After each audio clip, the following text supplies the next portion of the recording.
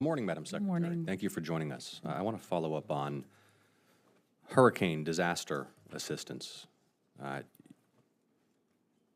Key priority for farmers in Georgia, Madam Secretary. It's worth noting that after Hurricane Michael in 2018, it took the Congress the better part of a year to pass disaster assistance.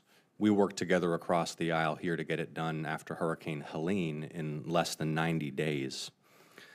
Here's a quote from Aaron Moses, owner of Moses Pecan in Uvalde, Georgia. We lost almost our entire 2024 pecan crop when Hurricane Helene hit our orchards. We lost the majority of our mature pecan trees, which will set our farm's production back for years. We were thankful that Congress approved disaster assistance funding at the end of last year, but it's critical that these funds get to those that need help. Here's a quote from Chris Hopkins, a cotton producer in Toombs County.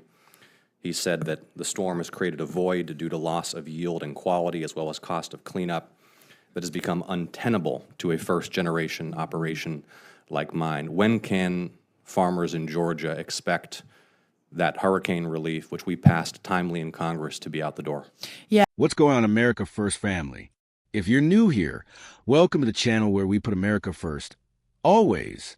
Make sure you hit that like button and subscribe with notifications on, because we're bringing you the truth the mainstream media won't tell you. Today, we're breaking down a congressional hearing that perfectly shows why we need to drain the swamp and get back to putting American farmers first. Out the door. Yeah, first of all, thank you for that. That relief was passed very quickly and very impressively at the end of last year. And so we have been tracking it very, very closely. I have visited Georgia. Hopefully next time I'll see you. I've visited some of those peanut farmers especially. I've seen the devastation firsthand. It is heartbreaking to witness it. I had mentioned earlier, but it's good to keep repeating it, that within a matter of weeks, the portal will open on those grant applications under ECAP, which was the first tranche, that first $10 billion that went out for emergency assistance. That's the economic assistance. That's right. I'm but referring to disaster I understand, but I just want to use that as an explanation of how we're going to be also doing the second tranche, which is the disaster. We on March 17th announced it. On March 20th, funds were moving out and into farmers' When will bank the portal accounts. be open for the disaster assistance? By the end of the month, hopefully in the next week. And how will that impact states that are using a block grant arrangement with USDA? Well, that's a state-by-state question, so I'll be happy to follow up with Tyler Harper, your ag commissioner, who I know is tracking this very, very closely, and ensure that we fully understand. When do you expect those discussions with the state to be resolved? Well, there are 50 states. We're talking to all of them. When we open that portal, hopefully it moves almost immediately. We've already moved the $280 million that was outlined in that disaster relief into Texas because it was outlined. It was obviously easier than the open book on the rest of the states, but it will move very, very quickly. Okay, if you don't see is of the that, essence. then would you please let me know, I sure will. and we'll do everything we can. Madam Secretary, are you familiar with the Local Foods for Schools program? Yes, sir. So here's a few quotes from my constituents. This is from Scott Richardson of the Dawson County School District. Local Foods for Schools program has transformed our ability to bring healthy, fresh, and locally grown fruits and vegetables to our students. Prior to the LFS, purchasing from local farmers was often cost prohibitive. Here's a quote from Parrish Akins. They own a family farm. He owns a family farm in Nashville, Georgia.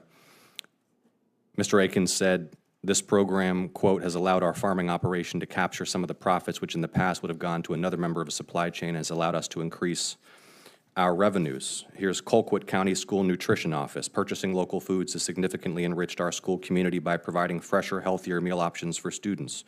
Here's Atlanta Neighborhood Charter School Nutrition. Quote, we bought some Georgia shrimp from a guy who's been in the shrimping industry since he was a teenager in Brunswick. Crisp County School Nutrition. Through the Local Food for Schools program, we were able to establish reliable and stable local food sources. This is a program, of course, that helps Georgia farmers sell food to Georgia schools.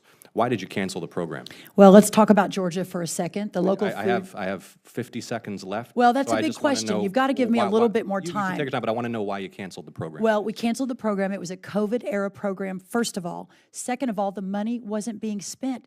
In the current tranche, your state has $2 million of $7 million left in the account. You're asking for contract extensions because you can't spend the money quickly enough.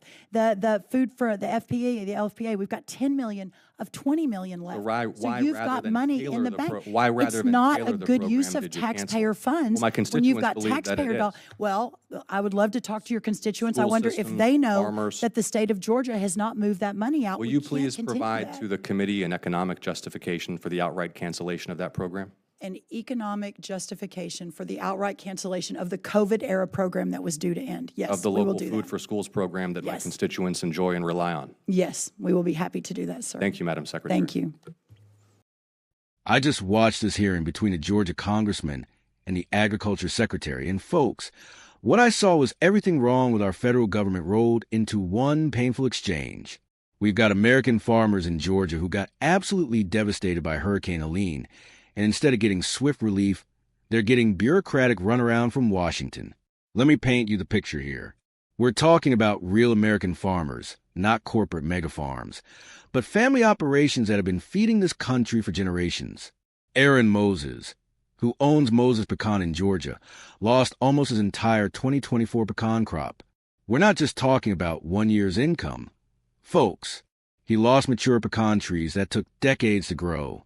That's generational wealth wiped out in one storm. Chris Hopkins, a first-generation cotton farmer, is facing costs so high they could end his operation entirely. Now here's what really gets me fired up. After Hurricane Michael in 2018, it took Congress almost a year to get disaster relief to farmers. But this time, thanks to this Georgia congressman's leadership, they got it passed in less than 90 days. That's government working like it should. Right? Wrong. Because passing the bill was apparently the easy part. The agriculture secretary sits there talking about portals opening and tranches of funding like she's discussing some abstract policy debate. Meanwhile, real Americans who grow our food are wondering if they're going to lose everything they've worked for. She mentions visiting Georgia peanut farmers and seeing the devastation firsthand, calls it heartbreaking, but then gives vague timelines about when help might actually arrive. Here's what really bothers me about this whole exchange. The federal government can send billions overseas at the drop of a hat, but when American farmers need help after a natural disaster, suddenly we're talking about portals and applications and state-by-state discussions. These farmers don't need more bureaucracy. They need immediate relief, so they can start rebuilding and planning for next season. The secretary does mention that $280 million already went to Texas because it was easier to process. So the government can move fast when they want to, but Georgia farmers are still waiting. That's not acceptable. American farmers shouldn't have to navigate a maze of federal bureaucracy to get help after losing everything to a hurricane. But here's where this hearing gets really interesting, and it shows you exactly what's wrong with the Washington mindset. The congressman brings up the local Foods for Schools program, and the testimonials he reads are absolutely beautiful. This program connected Georgia farmers directly with Georgia schools. Scott Richardson from Dawson County School District talks about how it transformed their ability to serve fresh, local food to students. A family farmer in Nashville, Georgia says it allowed him to capture profits that used to go to middlemen. Schools in Atlanta, Brunswick, and rural counties all benefited from fresher, healthier food while supporting local agriculture. This is what America should look like. Local farmers feeding local communities. Kids getting fresh, healthy food grown right in their backyard. Farmers making a decent living without having to ship their products across the country. It's the kind of program that builds strong communities and keeps rural America thriving. So naturally, the Biden administration canceled it. The Agriculture Secretary's justification is mind-blowing. She calls a COVID-era program, as if that somehow makes it less valuable. Then she has the audacity to blame Georgia for not spending the money fast enough. She claims there's $2 million of $7 million left unspent. Like that's somehow proof the program doesn't work. Let me tell you what that really means. It means the program was so successful that Georgia was being careful and strategic about how they used funds. It means they were making sure every dollar went to maximum benefit for farmers and schools. But in Washington's backwards logic, if you don't spend money fast enough, that's somehow a bad thing. This is the swamp mentality. Folks, success gets punished. Programs that actually work get canceled. Meanwhile, we're sending billions to Ukraine while American farmers wait for hurricane relief and successful local food programs get axed because they're too effective. The The congressman handled this perfectly. He didn't let her off the hook with bureaucratic doublespeak. He demanded an economic justification for canceling a program that his constituents love and depend on. That's the kind of representation we need more of in Washington. Here's what this hearing really shows us. We have a federal government that's completely disconnected from the needs of rural America. They can't get disaster relief to farmers quickly enough, but they can find reasons to cancel programs that actually strengthen local communities. They talk about fiscal responsibility when it comes to feeding American kids with American-grown food, but they'll write blank checks for foreign aid and green energy boondoggles. This is why we need to get back to America First principles. Our farmers should be our priority. Our local communities should be our priority. Programs that keep American agriculture strong and feed American children with American food should be expanded, not canceled. The Biden administration's approach to agriculture has been an absolute disaster. They prioritize climate activism over food production. They've pushed regulations that hurt family farms while benefiting corporate agriculture. And now we see them canceling successful programs that connect local farmers with local schools because they don't fit their centralized, bureaucratic vision. We need leaders who understand that America's strength comes from the ground up, literally. Strong farms, strong communities, strong families. Not top-down mandates from Washington bureaucrats who think they know better than the people actually growing our food and feeding our children. The good news is that we're seeing more congressmen like this one from Georgia who are willing to fight for their constituents, who are willing to call out the administration when they fail American farmers, who understand that government should work for the people, not the other way around. So what can we do about this? First, we need to support politicians who actually fight for American agriculture. Second, we need to support our local farmers directly. Buy local when you can. Support farmers markets.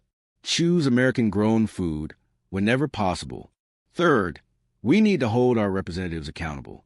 Make sure they know that American farmers matter, that rural communities matter, that feeding American children with American food matters. This hearing is just one example of a much bigger problem. We have a federal government that's lost sight of what really matters.